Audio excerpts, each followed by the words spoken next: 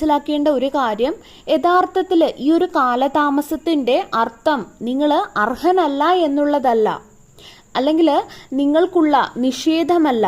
ഇത് യഥാർത്ഥത്തിൽ നിങ്ങൾക്കുള്ള ഡിവൈൻ്റെ അല്ലെങ്കിൽ ഭഗവാന്റെ ഒരു സംരക്ഷണമാണ്, പ്രൊട്ടക്ഷനാണ്.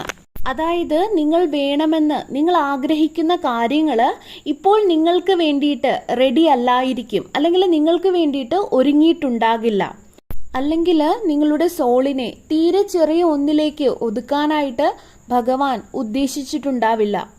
നിങ്ങൾ കാണുന്നതിനേക്കാൾ ഭഗവാന് കാണാൻ സാധിക്കും.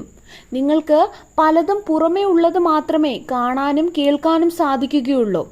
നിങ്ങൾ കാണാത്ത അല്ലെങ്കിൽ നിങ്ങൾ കേൾക്കാത്ത പലതും ഡിവൈന് ഭഗവാന് കാണാനും കേൾക്കാനും സാധിക്കും, അല്ലെങ്കിൽ അദ്ദേഹം കാണുകയും കേൾക്കുകയും ചെയ്തു.